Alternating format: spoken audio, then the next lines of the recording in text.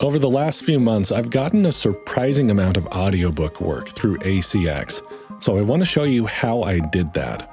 Now, I need to preface this by saying I am not an expert. However, I do believe these principles will apply to basically anybody. So, check this out. Now, there's two ways to get work on ACX.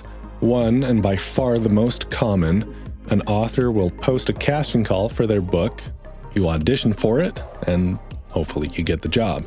And that is available on this little Find Projects tab. Two is a little bit less well known. You post samples to your profile, and those show up on this Find Talent tab. Now, there's something about the Find Talent page that's very important to this method.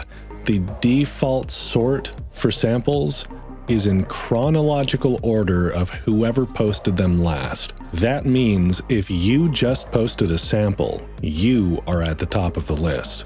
Getting work on ACX is a numbers game, so let's think about the numbers for a moment. You submit an audition to a book. There's a chance, not even a guarantee, that they'll listen to that audition, and then if they listen to the audition, there's a low chance that you will be the right fit for that book. They'll contact you and be like, hey, I loved your audition, let's work together. Now compare that to submitting samples. You're on the front page. You are guaranteed to have people listen to your sample. And for each of those listens, there's still a low chance that you'll be the right fit for that author's book. But you're having more people listen to your samples. So here's where the method comes in. We're going to figure out how to make more people and the right people listen to your sample so that there's more chances of you being the right fit for their book. And they will come and contact you and be like, hey, I loved your sample. I have a book that I think is the perfect fit for you. So how are we going to do this? 1.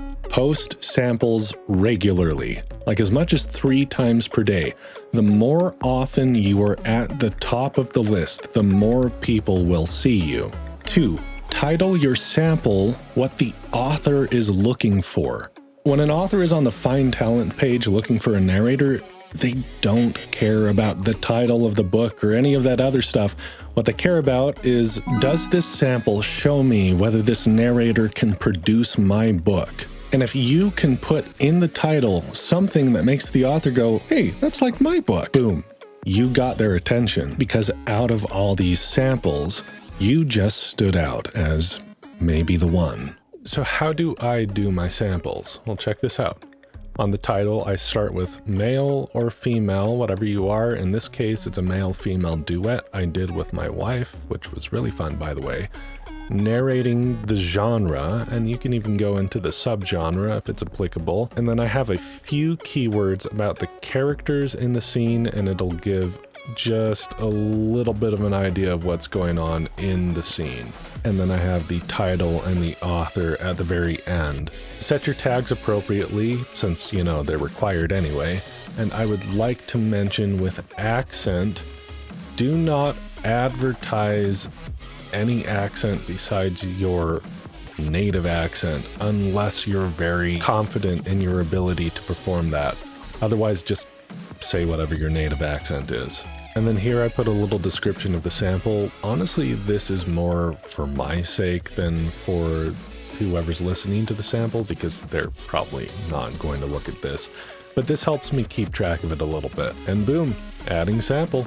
And if we go onto the Find Talent page, boom, there I am, right at the top. The goal of this is to be regularly cutting up samples of work you've done recently so that it's accurately representing where you are right now as far as your ability to produce, your talent. But what if I have not produced audiobooks before, you may ask? To which I respond, donate your time to LibriVox. If you're just starting out, audiobook production is a pretty steep learning curve. So while you're learning, might as well volunteer for a pretty cool cause, right? Not to mention, you get work that you can show for it and cut into samples. If you're new to this, I highly suggest fully producing at least a few hours of audiobook work before you market yourself as a narrator at all. Otherwise, you may end up way over your head trying to run a marathon when all you've done is sprint before. But if you've already done that and you're still looking for stuff to use as samples, well then first, if you have any author friends, ask them if you can use their book for samples. And second, as far as samples go, ACX doesn't really care about copyright, so you can really just take any book that you feel confident in your ability to perform and record a sample of yourself narrating it. If you choose to do that, I would suggest don't choose a book that's super popular, because it's going to have a lot of people who already have an idea of the voice for it. And all they're going to be doing is comparing your voice to what they have in their mind, rather than looking for your voice as the possible voice for their book. And that's it.